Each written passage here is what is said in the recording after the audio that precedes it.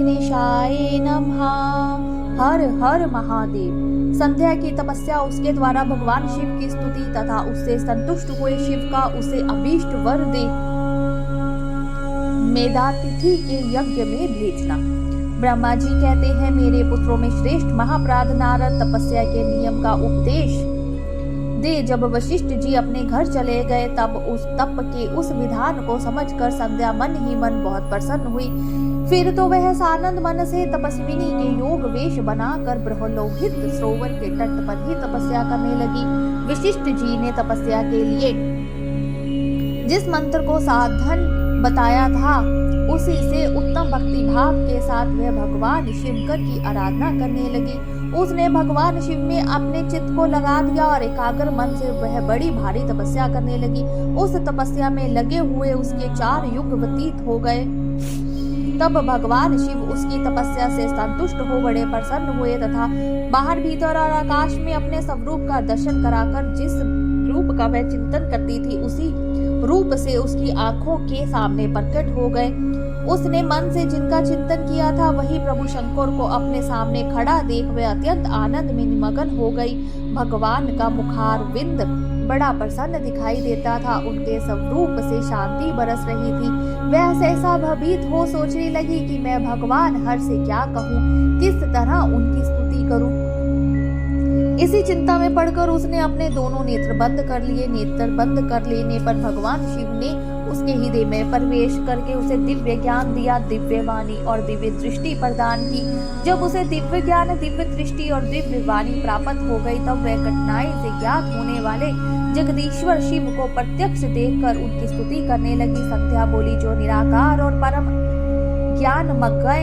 ज्ञानमय है, जो ना तो स्थूल है, ना सूक्ष्म है और ना ही उच्च ही है तथा जिनके स्वरूप का योगी जन अपने हृदय के भीतर चिंतन करते हैं, उन्हीं लोक सृष्टा आप भगवान शिव को नमस्कार है, जिसे श्रव कहते हैं, जो शांत स्वरूप, निर्मल, निर्विकार और ज्ञानगमय है, जो अपने ही प्रकाश में स्थित हो प्रकाशित होती हैं, जिनमें विकार का अत्यंत अभाव है, जो आकाश मार्ग की भांति निर्गुण निराकार बताए गए हैं तथा जिनका स्वरूप अज्ञान धक्कार मार्ग से स्वर्था परे है। उन नित्य प्रसन्न आप भगवान शिव को मैं प्रणाम करती हूँ, जिनका रूप एक अद्वितीय शुद्ध बिना माया के प्रकाशमान सच्चिदानंदमय सहज निर्विकार नित्यानंदमय सत्य ऐश्वर्य से मुक्त प्रसन्न तथा लक्ष्मी को देने वाला है।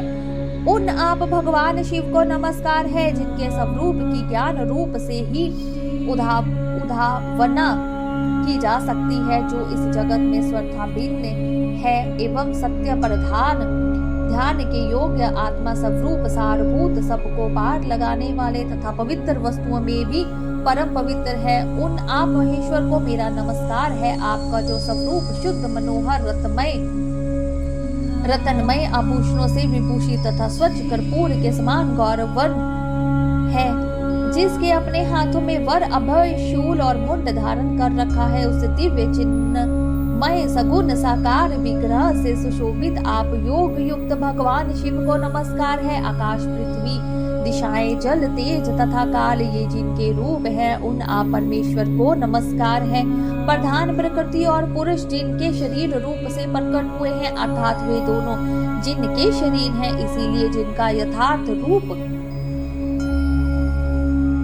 अव्यक्त बुद्धि आदि से परे है, उन भगवान शंकर को बारंबार नमस्कार है, जो ब्रह्मा होकर जगत की सृष्टि करते हैं, जो विष्णु होकर संसार का पालन करते हैं, जो रुद्र होकर अंत में इस सृष्टि का संहार करेंगे, उन्हीं आप भगवान सदाशिव को बारंबार नमस्कार है, जो कारण के भी कारक है, दिव्य अमृत रूप ज्ञान और अनीमा आदि ऐश्वर्य प्रदान करने वाले हैं, समस्त लोकांतरों का वैभव देने वाले हैं, स्वयं प्रकाश रूप है तथा प्रकृति से भी परे हैं। उन परमेश्वर शिव को नमस्कार है, नमस्कार है, नमस्कार है।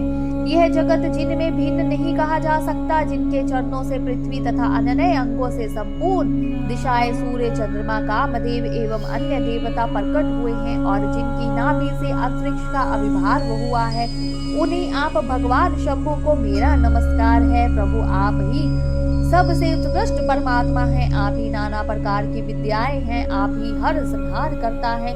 आप ही सद्ब्रह्म तथा पार ब्रह्म है। आप सदा विचार में तत्पर रहते हैं, जिनका ना आदि है न मध्य है और ना ही अंत है, जिनमें सारा जगत उत्पन्न हुआ है, जो मन और वाणी के विषय नहीं है। उन महादेव जी की स्तुति मैं कैसे कर सकूंगी। ब्रह्मा आदि देवता तथा तपस्या के धनी मुनि भी जिनके रूपों का वर्णन नहीं कर सकते, उन्हें परमेश्वर का वर्णन अथवा सत्वन में कैसे कर सकती हूँ।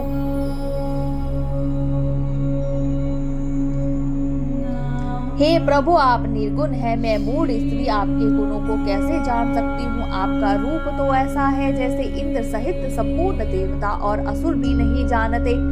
महेश्वर आपको नमस्कार है। तपोमय आपको नमस्कार है। दिवेश्वर शंभु मुझ पर प्रसन्न होइए, आपको बारंबार मेरा नमस्कार है। ब्रह्मा जी कहते हैं, नारद संध्या का ये स्तुति पूर्ण वचन सुनकर उसके द्वारा भली भांति प्रसन्न हुए। भक्त वत्सल्य परमेश्वर शंकर बहुत ही प्रसन्न हुए। उसका शरीर वक्कल और मृग चर्म से ढका हुआ था। मस्तक पर पवित्र जटाजूट शोभा पा रहा था। उस समय पाले के मारे हुए कमल के समान उसके कुमलाए हुए मुंह को देखकर भगवान हर दया से द्रवित हो उससे इस प्रकार बोले। महेश्वर ने कहा, भद्रे, मैं तुम्हारी इस उत्तम तपस्या से बहुत प्रसन्न हूँ। शूद्र बुद्धि वाले देवी, तुम्हारे इस सत्वन से भी मुझे बड़ा संतोष प्राप्त हुआ। अतः इस समय अपनी इच्छा के अनुसार कोई वर मांगो, जिस वर से तुम्हें प्रयोजन हो तथा जो तुम्हारे मन में हो उसे मैं यहाँ अवश्य पूर्ण करूंगा। तुम्हारा कल्याण हो। मैं तुम्हारे व्रत नियम से बहुत ही प्रसन्न हूँ। प्रसन्नचित हो। महेश्वर का यह वचन सुनकर अत्यंत हर्ष से भरी हुई संध्या उन्हें बारंबार प्रणाम करके बोली, महेश्वर, यदि आप मुझे प्रसन्नता पूर्वक वर देना चाहते हैं, यदि मैं वर पाने के योग्य हूँ, यदि पाप से शुद्ध हो गई हूँ तथा देव, यदि इस समय आप मेरी तपस्या से प्रसन्न है तो मेरा मांगा हुआ यह पहला वर सफल करे। देवेश्वर, इस आकाश में पृथ्वी आदि किसी भी स्थान में जो प्राणी है वे सब के सब जन्म लेते ही काम भाव से युक्त ना हो जाए। नाथ, मेरी सकाम दृष्टि कहीं ना पड़े। मेरे जो पति हो वे भी मेरे अत्यंत सुहृद हो। पति के अतिरिक्त जो भी पुरुष मुझे सकाम भाव से देखे उसके पुरुषत्व का नाश हो जाए, वे तत्काल नपुंसक हो जाए। निष्पाप संध्या का यह वचन सुनकर प्रसन्न हुए भक्त वत्सल्य भगवान शंकर ने कहा, देवी संध्या, सुनो भद्रे, तुमने जो जो वर मांगा है वह सब तुम्हारी तपस्या से संतुष्ट होकर मैं तुम्हें वर देता हूँ। प्राणियों के जीवन में मुख्यतः 4 अवस्थाएं होती है। पहली शैश अवस्था, दूसरी कुमार अवस्था, तीसरी यौन अवस्था और चौथी वृद्धावस्था। तीसरी अवस्था प्राप्त होने पर देहधारी जीव काम भाव से युक्त होंगे। कहीं कहीं दूसरी अवस्था के अंतिम भाग में ही प्राणी सकाम हो जाएंगे।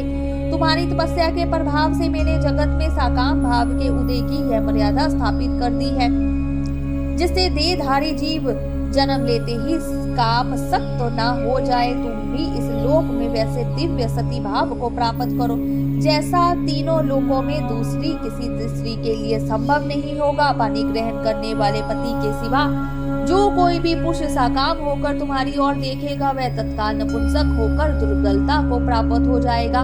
तुम्हारे पति महान तपस्वी तथा दिव्य रूप से संपूर्ण एक महाभाग महर्षि होंगे जो तुम्हारे साथ 7 कल्पों तक जीवित रहेंगे। तुमने मुझसे जो वर मांगे थे वे सब मैंने पूर्ण कर दिए। अब मैं तुमसे दूसरी बात कहूँगा जो पूर्व जन्म से संबंध रखती है।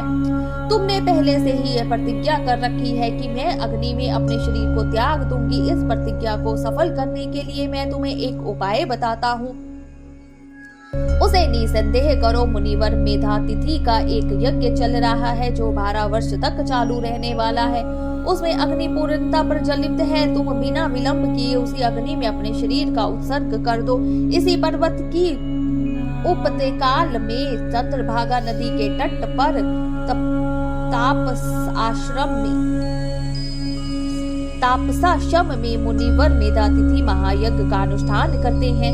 तुम स्वच्छता पूर्वक वहां जाओ। मुनि तुम्हें वहां देख नहीं सकेंगे। मेरी कृपा से तुम मुनि की अग्नि से प्रकट हुई पुत्री होगी। तुम्हारे मन में जिस किसी स्वामी को प्राप्त करने की इच्छा हो उसे हृदय में धारण कर उसी का चिंतन करते हुए तुम अपने शरीर को उसी यज्ञ की अग्नि में होम दो।